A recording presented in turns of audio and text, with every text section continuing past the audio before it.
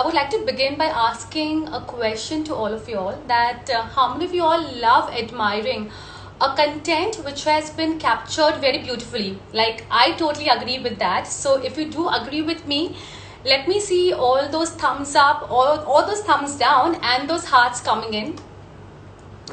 That most of you all will agree because a good quality content, with a good image is really very important. And currently, since we have all the time in our hand and we've been logged on for such a long time, we are spending a lot of time on social media, aren't we? So likewise, a good visual treat is very important because only if your content is very beautifully shot will your audience or will your customer remember your brand, and only will then they reach out to you. There could be a business prospect, which could lead into further business relationship. So the person who captures all these beauties and these content is known as a photographer. And today I'm delighted to have Julia Flit, who is an ace photographer from London, who's going to be sharing quick tips, on how to capture good quality images, maybe from a cell phone, from a professional camera also. So let me invite Julia. Hi, Julia. So Hi everyone. how are you? I'm very well, thank you. Now, I would like to take this opportunity and introduce Julia. So, Julia is London based jewelry and beauty photographer. She has traveled the world as capturing some of the best international jewelry. Julia has shot advertising campaigns that has been published in Vogue, L'Officiel, and Bird of Goodman. And she has been working with Gemolique for several years. And she's also a co-founder of Gem Creative, which is a London-based agency specializing in brand development and strategy for the jewelry industry. And today, guys, she's here with us sharing all those expertise and those skills, which take to capture a good quality content. So I'm going to call this, master classes with Julia. So, you know, that's all the expertise because, it's so important to get a good quality image because, eventually that's how your customer or your brand will also build up, right? Yeah, thank you very much for having me there. And now I will gladly share my tips with you, and I hope they will be helpful. Yeah, I'm sure. So, Julia, before we begin, I would like to understand that how did you develop this interest in, in photography? Well, I've always been on the artist side, let's say, and my dad gave me my first camera when I was 13. And 13. it was already, yeah, 13. It was already semi-professional camera. So we start kind of a little competition of, who taking better pictures from the holidays and from the trips. And eventually we got into Wow. 50-50, yeah, adding 50-50 best shots Wow. to the folders. That your father and you had a competition that who's capturing those best pictures. Wow. Yeah. See, I'm guessing Um, father has been your biggest inspiration, probably. Yeah, he was, of course. And since then, I just fell in love with photography and came to London, studied economy, studied hospitality, and then eventually ended up in creative business. Wow. So tell me that where has been your formal training been from? It's been Blake's College where I actually studied the film photography. I mean, using the film camera and, developing the film in a dark room, which was a magical, and for now, till now, it's a magical experience for me. And then I did a course, online course with Nick Knight. It's a very famous fashion photographer. Okay. And that's where more, more centered to develop fashion taste and to develop fashion photography specifically. And then, of course, working with Lisa from Gemalog for so many years, that took me on the jewelry side because Lovely. then we've seen lots of jewelry, we photographed in very different conditions, we get creative, etc., etc. So yeah. Yes, because I so remember, like I have been a great admirer of Lisa and her work and her content. And of course, I really love all those images, which she's posted on her social media. And that's how I came to know about your profile, and that's how I just contacted you and say that there she is. I think that's Lisa, right? Who's there with us? Oh yeah, Lisa is with us. Hi, Lisa. Yeah, so I've Um, admired all our content and of course seen all those beautiful pictures shot by you. So that's how I just contacted you, and I really wanted you to share your expertise with the audience and across social media. So thank you, Lisa, and thanks to you also. Okay. So to begin with, I would like to know that how do you make sure that the things, be it an object or a person or a landscape, that you want to shoot turns out to be exactly the way you had visualized? well, it's a difficult question. I mean, it's more controlled over the environment where you have control over the lights, control over the person or object you photograph. So you can place them in certain condition, light them from different points. But when you, for example, taking picture of a landscape, you just really need to be patient and wait for the good light. Good light is the main, light in general is the main, the main point of photography, the main pillar of photography, Okay. as well as composition. Okay. Um, so I can tell you a bit more about composition.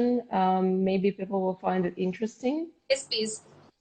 So there are certain rules of composition which applicable to. Can you explain to the audience what do you mean by composition? So it's easier for them to understand also. Yeah, composition is basically how pictures or objects are placed on the picture, on the image, and there are certain Okay. rules where we naturally which we naturally like more than others, Okay. and our eyes draw into certain points of the picture. Okay. So I'll just show you quickly. I'll have to turn the camera. Okay. And so, for example, here it's a symmetry rule, which Okay. is left and right side is very symmetrical. Yeah, and it's yeah, exactly. And it's positioned in the middle. Right. So that's, for example, we shot. It's one of the probably first campaigns we shot for Indian jewelry designer in London, Oh, lovely. as Gem Creatives, and yeah, that was one of the first campaigns. So another one is a rule of third. So maybe you've seen on your phone or on your cameras this kind of cage in a way. Mhm. So your main point should be placed along the lines or in the corners, but Oh, not outside of there, basically. So it's okay. either one of the lines or the crossings or the middle. Can I ask? So Yeah. So when you say that your object should be placed on the line, it means that the object should not be in the center of those grids, is it? no, it can be center, one of four corners, or one of the lines. But for example, here you can see it's placed like outside of the focal point. So Okay. it doesn't, your eye will be drawn to the middle. So this piece of jewelry, which is shown here, will be automatically not registered by your brain. Let's put it Correct. that way. Correct.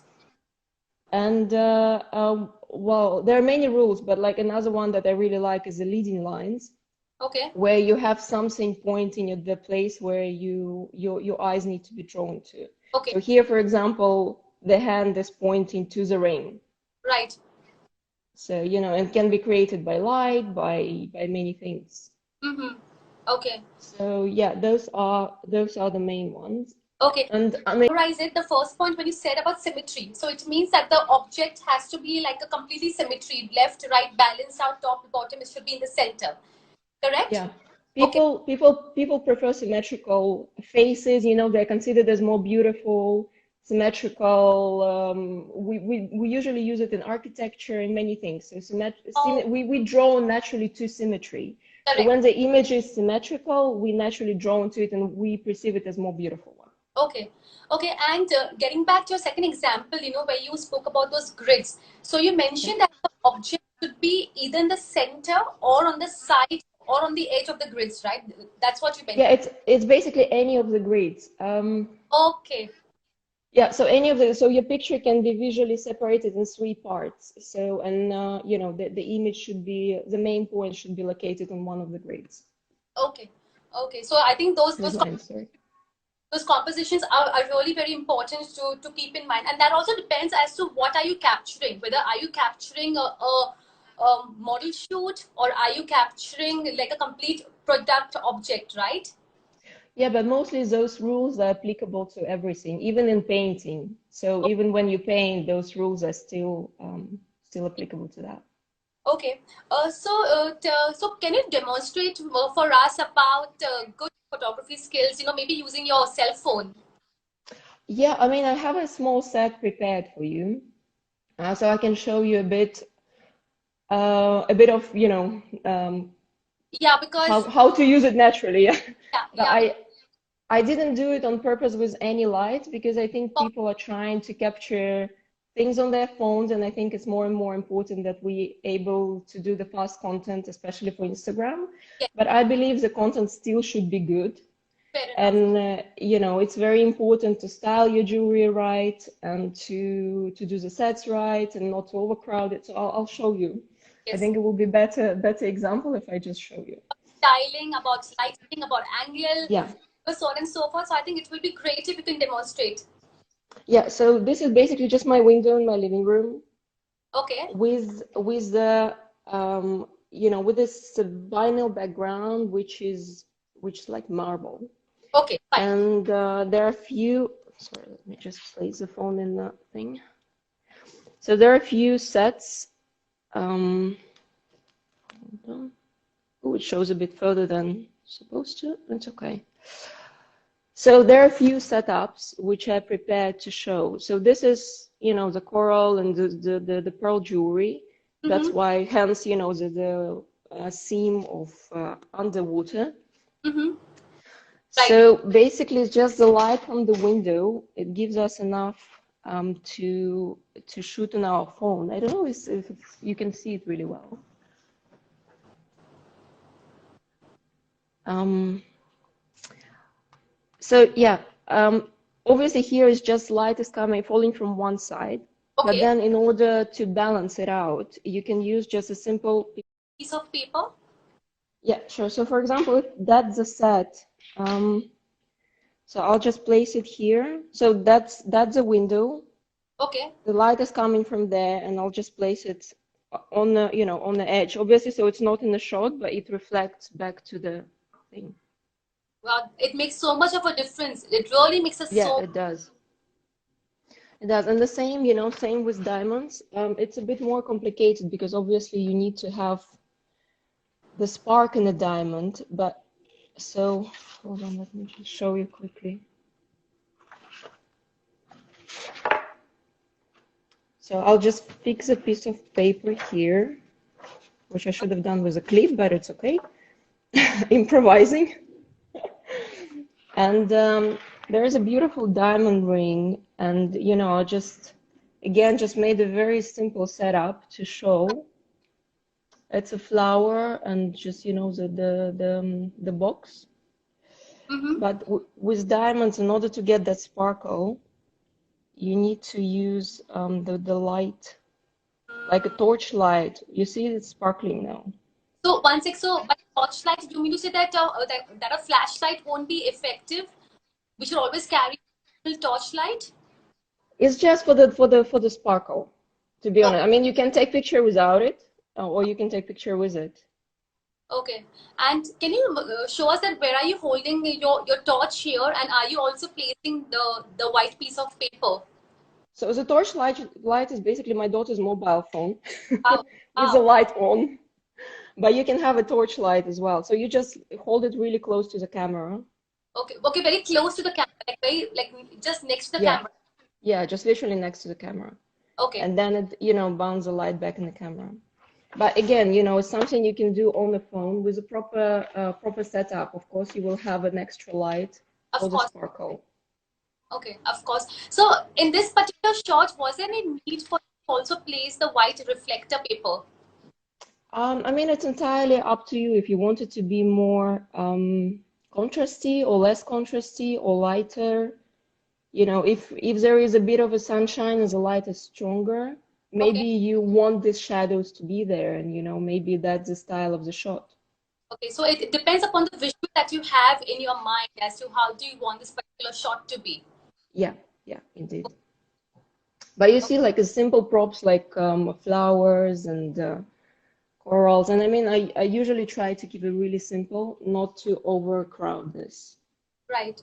But you can do a lot when in a very small set, and all those things add to I think they will lift Instagram feed quite a lot because they're creative, but they still show the jewelry. Right, right.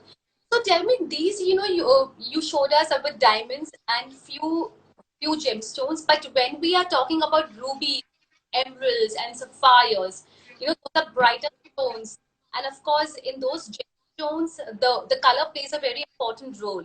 So, in that particular case, what would you advise? Like, I think for the colored stones and for the jewelry with colored stones is get the white balance right. So you have the color of the stone, as it's supposed to be, not because sapphires can go very wrong from purple to I don't know what. right, And the same with rubies, the same with emeralds. So what you need to do is you need to really get the balance of white correct. You can do that by controlling the temperature of your light, because for example, the daylight is cool light, and you get the natural light is, that's what you use generally to. It, if it is a bulb light, the one we use in the house, it is right. very yellow and very warm. So it will turn your stones into completely different color.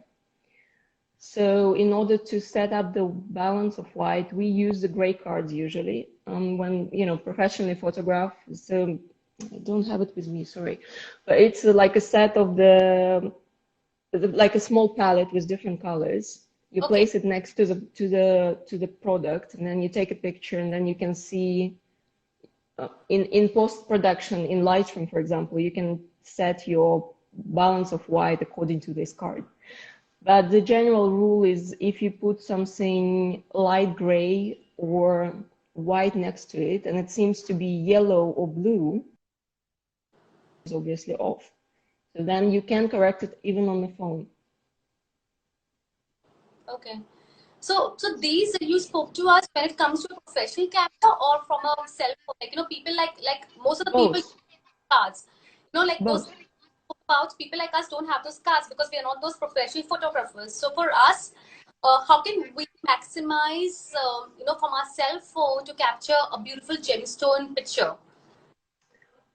I mean, definitely avoid the spotlights Okay, because they, the ones they usually have on exhibitions, I think it's disaster. They horrible. usually turn all the pictures into yellowish, with a yellowish tint, really. Um, use daylight as much as possible, and use post-production, edit colors on your phone. So you said that we need to edit it. Yes, you can edit it even on the phone. There are a few apps that are really, really helpful, and I use as well sometimes. I mean, I generally use the proper retouch, but Okay. I use some apps on the phone as well. Okay, so I'm going to be coming back to you later about those applications which you use Yeah. on your phone for your picture editing.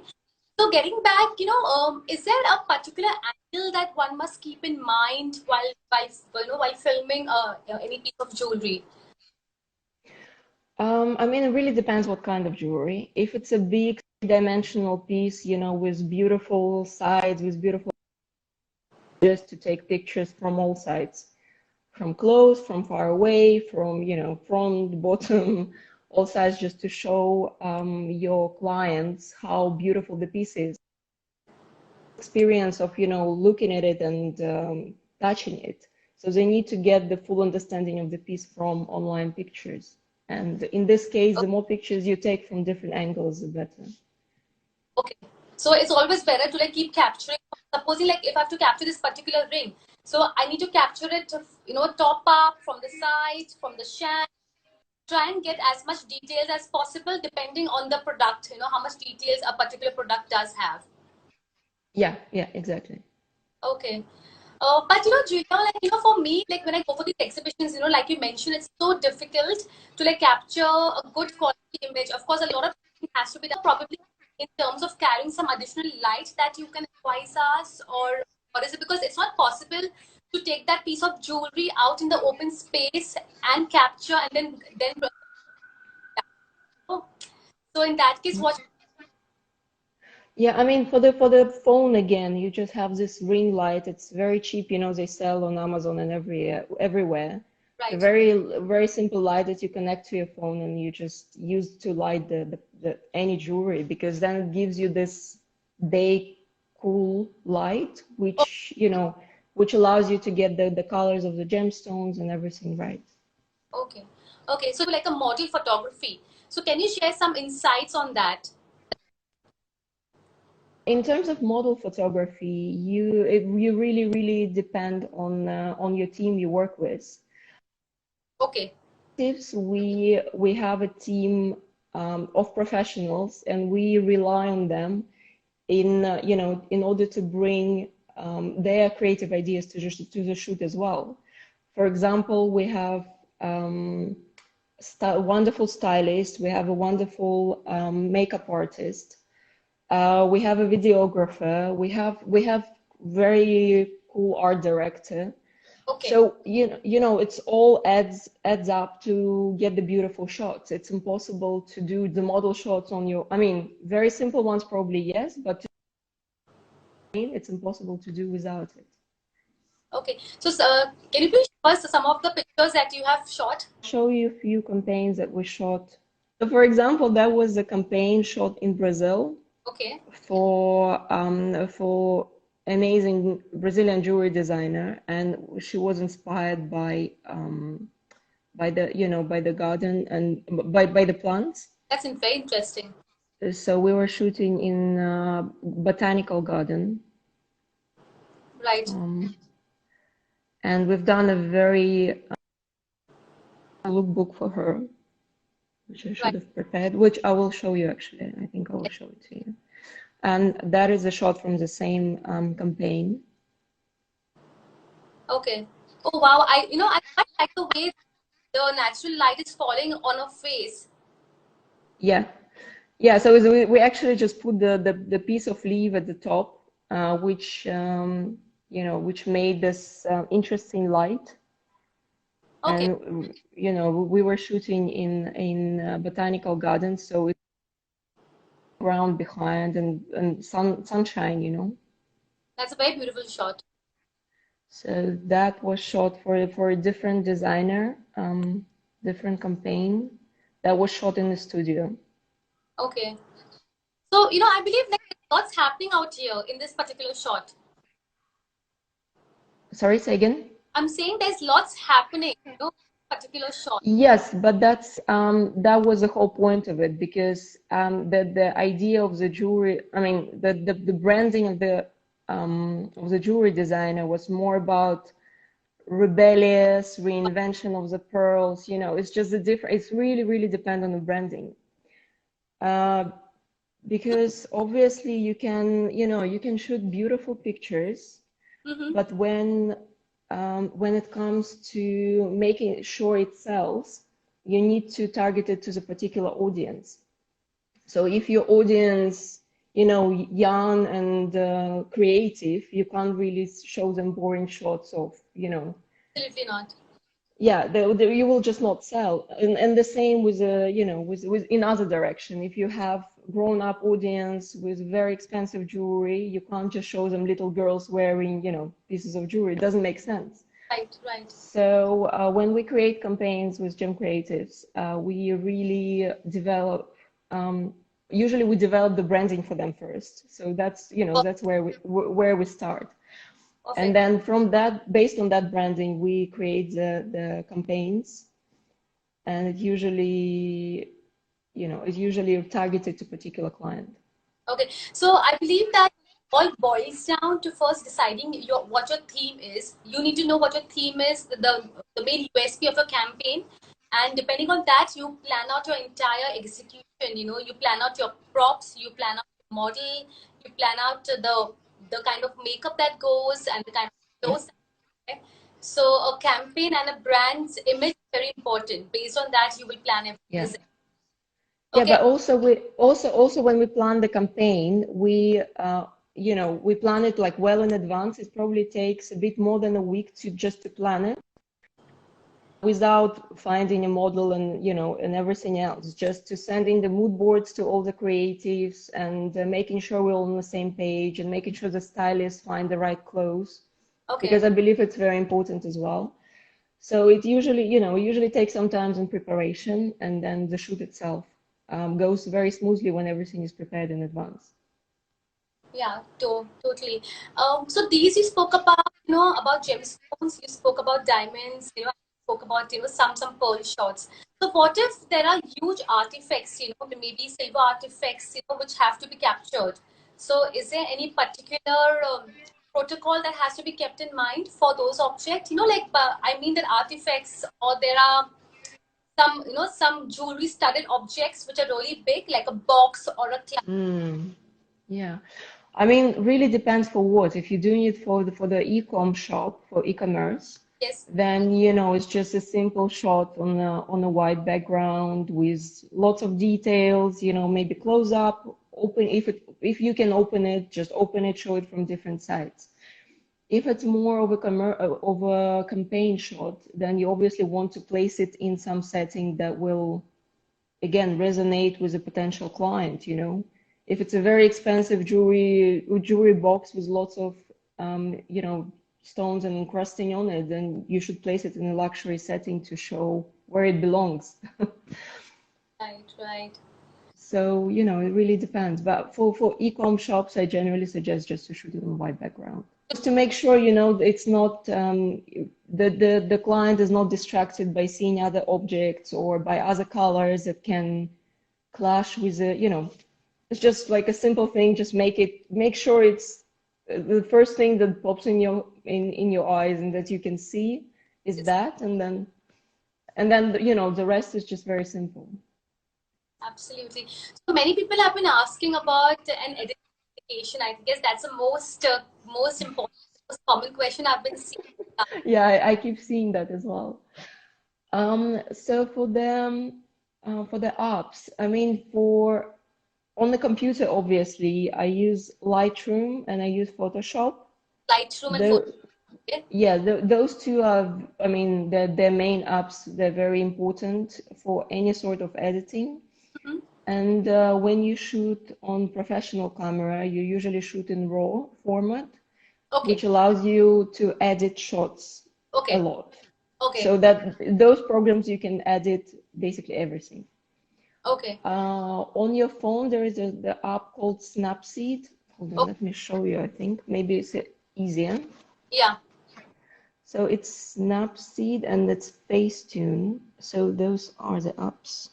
Snapseed and Facetune.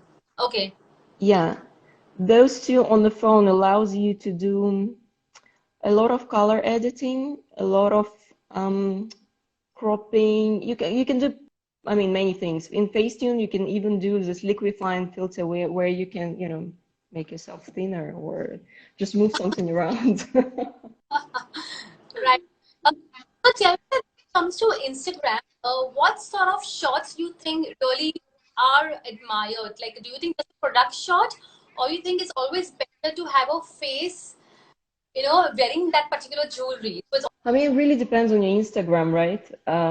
It really depends what the style of your feed is. But generally, I would say seeing jewelry on, you know, they become live on people. I don't think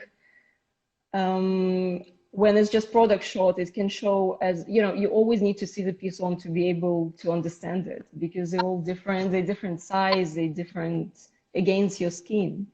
right. So if it's just again an e-commerce shop, I would suggest to have a product shot and the jewelry on the model just Okay, to show the size and how it looks on the skin.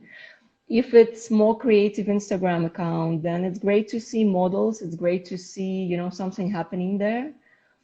But again, it's branding. It's hard to say. right. So I guess it all boils down to a brand's DNA. It all boils down to the Yeah. aesthetic of what resonates with you. So according to that, you need to design the entire campaign and work it around that. Yeah, yeah. I think branding, a lot of people, I don't think that a lot of people understand, but branding is actually what makes your brand stand out from the crowd, because there are so many jewelry designers out there today, to be honest. It's crazy.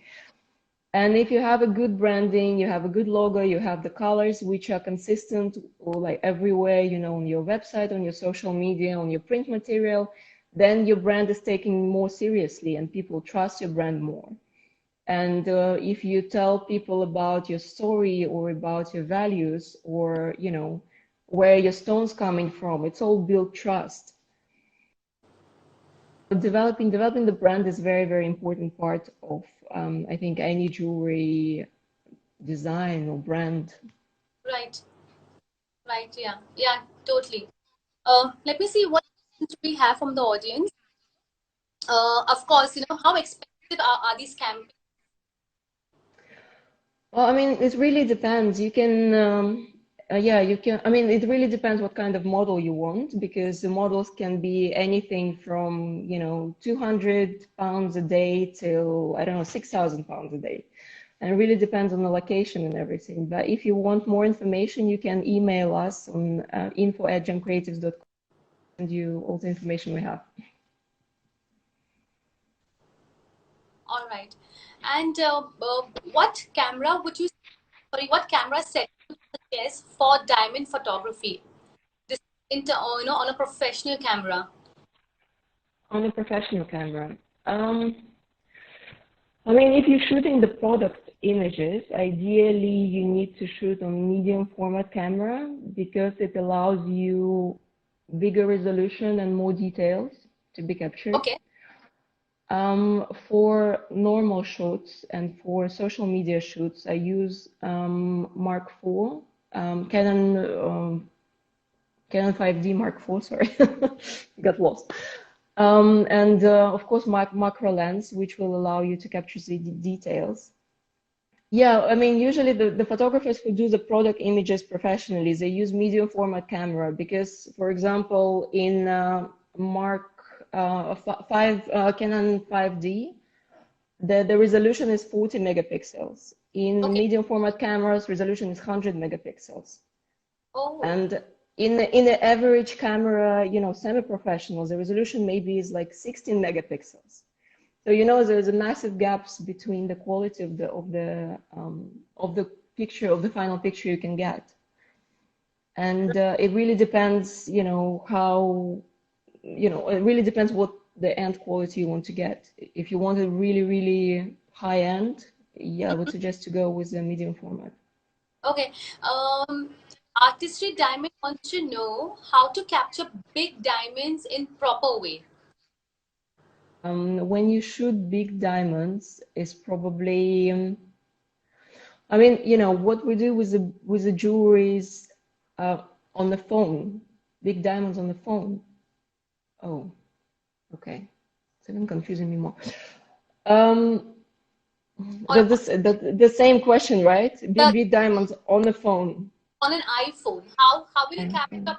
diamond on an iPhone? That's his question. Mm. I would suggest good light, of course. To maybe to play with the light and with the reflection a bit, because it can look very flat. So Mm-hmm. you can't just, you can't just light it with a phone flash or with one big light, because it will be very, very flat. So you need different sources of light to make sure you can see the volume. Okay. Different sources of And that. well, for example, what I did was the window and then the reflector. There's already two sources of light there. Oh, oh, I And get it. for the diamond, the third one probably be the torchlight, just to bring the flare out. So you Okay. really need to play with the light a bit, because otherwise it just looks, flat without the sparkle, and it's kind of boring.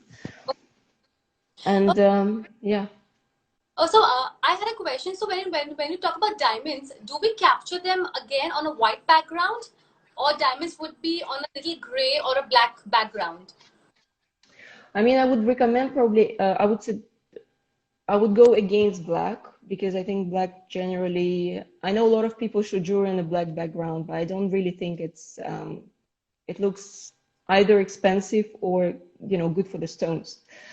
So gray background works magical with diamonds because you can still see the reflection and the light, and if you light it in a proper way, you can see the strokes going through the diamond to the paper, and that creates additional interest in the image, like additional detail. Okay, okay. So I would recommend gray or light gray background because Okay. on white you will lose it. Any tips for loose stone? So whether you mean Loose loose stones. I mean, for loose diamond. stones, if you're capturing it from again, it's good idea to maybe place it. We do the small setups with watercolor drawings. Just a very simple, again, light background. Probably light gray background is probably better than completely white. Mm-hmm. And then you can just place it next to the pencil, size of them, and also to make it a bit more interesting. Okay. But yeah, and in terms of color, keep an eye on color because color can get really, really wrong. So that's, I think, is very important. So I believe a lot of planning does go, right, Julia? Because depending on what products you have, accordingly you will choose your backgrounds, you will choose your watercolors, you will choose your props. So it really has to go a lot of detailing, planning, and execution. Yeah, it usually takes a lot of also attention to the details because sometimes I see a lot of pictures on the Instagram where the stone has a fingerprint on it. I mean, people just don't think about it. It's very important to clean your jewelry, to wipe the stones, to make sure you touch it in the gloves. We always have this jewelry gloves with us. Really? We never, yeah, of course, on the shoots all the time. Because otherwise, if you touch, especially big stone, if you touch the big stone, there is a fingerprint. And if you Right. shoot it on the macro camera, on the macro lens, then you can see it in post-production, you have to remove it. So, Oh my. and it's like, why would you add extra job to yourself? Well, editing jewelry, I mean, the product shots, it takes a bit of time because if you have a very detailed shot, you need to make sure all the stones are, placed correctly, especially when you have this macro pave, when they have tiny little stones. You need to make sure they all look good. You usually take few pictures with a different light of the same jewelry, then you combine it later. You remove scratches from the metal, etc., etc. So it's a lot of work that going into retouching the jewelry product shots. Well, and with models as well, because then, the face coming in, the hair, everything God. needs to be retouched for the ideal image. Of course, not on the phone, but professionally, yes. The model gives you the feeling, again, the feeling of the brand, You associate yourself with some particular people, and if the model is appealing, there's more Right. chance, you'll be seeing this jewelry kind of on yourself in a way. Okay. Is there any specific backgrounds which is suitable for emeralds and rubies? Asked by Gaurav. Any specific backgrounds? I would suggest definitely a neutral color, so either white or gray again. Okay. Because if you use any color, it will just colors the stones, If you use a yellow background, your stones will be slightly colored yellowish, so you can't do that. Okay, so how about like a cream color? Cream color background is also a no-no when it comes to emeralds and rubies. Cream color is still warm color, it's not neutral. So as soon as you go into cream color, everything start getting warmer. Okay, And your stones will look warmer as well. But I mean, if that's, if that's the way you want it to look, then right. maybe yes. But if it's done by mistake, then you can just lose the actual color of the gemstones. So, oh my God, like actually there's so much detailing that goes behind it. The color of the paper, your light source. I think these two factors are the most important ones, isn't it? Then of course your camera. You need to invest in good camera to get those good quality pictures. Yeah, but I mean, if you shoot professionally, yes, but I always suggest to give it to professionals to shoot. Because they have the light setup, they have the cameras, they have everything there, and they usually know what they do. I mean, depending on the professional, of course, but many good jewelry photographers, they know what they do and they know how to use the light and what color against what color to put the gemstones, and to do the setup for any type of jewelry. But if you really want to do it yourself, you really need to learn your camera, to learn the settings, to make sure you have the macro lens, because without macro lens, there is no point. You won't get the close-up of the jewelry. Yeah. And then it goes into lights and this and that. So it really costly. It's very expensive. Costly. Kamal has asked a very interesting question. He's asking us about, in terms of creative photography, a lot of jewelry photos we see with a stock photo background. What are your views on stock photo backgrounds and how to choose good stock photos? I Again, mean, again, if that's how you do your brand, or you do your branding, or you want to be creative, then by all means you can use anything to put your jewelry against it. But then I would suggest, not to overcomplicate the background until that's, the point of it. For example, if you have a beautiful ring of, I don't know, the peacock with the feathers, and you place it against a very busy background, it will be, clashed, and you will lose it. yeah, So you not really need to be careful with what you place underneath your jewelry. And then, you can do creative. You can do lots of amazing things with any photos, stock or not stock. But it just really depends on, your creative um, have in your mind. yeah, your creativity, and yeah, and not to lose the jewelry happens a lot. Yeah, But because also what is a great thing? I keep seeing it a lot with the big jewelry brands. Like Xiaomi, for example, did it for their last collection. They used the stock and they place their jewelry against it, but because their collection was inspired by sunrise, sunset, right, something clouds in the sky, and something like the rain or something. right. So it was all, that was the inspiration behind the jewelry that was placed behind the jewelry pieces themselves, which I think looked very good. But So it again, really depends on them. theme is very important. What Yeah. theme you have of your product, what's the story that you want to share with your audience. It all comes down to everything, planning of everything. Emeralds are the toughest gemstone to shoot. Any tips to capture a perfect color? Yeah, well, the tip to capture perfect color, order a gray card, or purchase a gray card, and then just place it next to your gemstone and shoot it with gray card, and then obviously without it. And then you can calibrate your white balance based on that gray card. Then you will get the actual color. And these gray cards which you're talking about, are they available on Amazon? Do you have a photo that Yes, I will show you. Just give me 1 second. Um, yeah, so she's going to show us what gray cards are. yes, because otherwise, I guess it's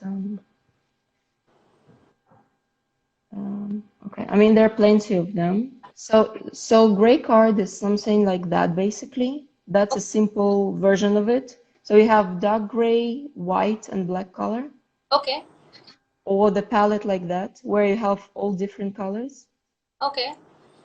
So when you put it next to the shot, and you shoot it with it, then you can in post-production calibrate your white balance based on that. Probably one can look up on YouTube, and I'm sure that there would be There tutorials. are plenty of information about that, yes, and they're quite easy to use. So Okay. So I yeah. believe card is a must, and also a sheet of paper, which is handy, and you can carry it along with you, maybe for an event, for an exhibition, because that will be very helpful for you to get the light back, bouncing back on the object that you're trying to focus. For the exhibitions, I would say just purchase this light for the phone, which is like a ring light Okay.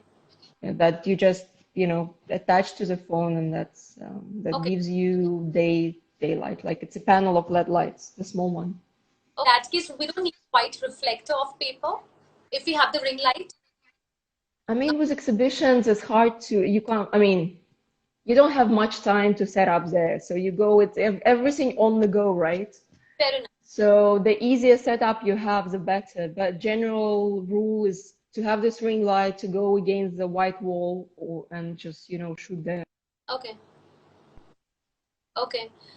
Capture polka diamonds. I mean, if you have yellow setting behind, they will always give this tint of yellow. But with polka diamonds, they're not. I mean, they never clear color, right? They Right. never. They do, you can't get the same as with a faceted diamond. So I guess polka diamonds are tricky, but it's all down to the style of the jewelry. It all comes down to that. So I guess that styling is important. Your branding is very important. Aesthetic is very important. You need to have a theme, what you have in mind. Accordingly, you will your props. And once you have all these things aligned in your mind, you have visually planned how the execution is going to be. It will get very easy for you to execute and set the rhythm right. Yes, yes. But I mean, Renu, you plan your Instagram as well, right? So it's all down to planning. It's all down to planning.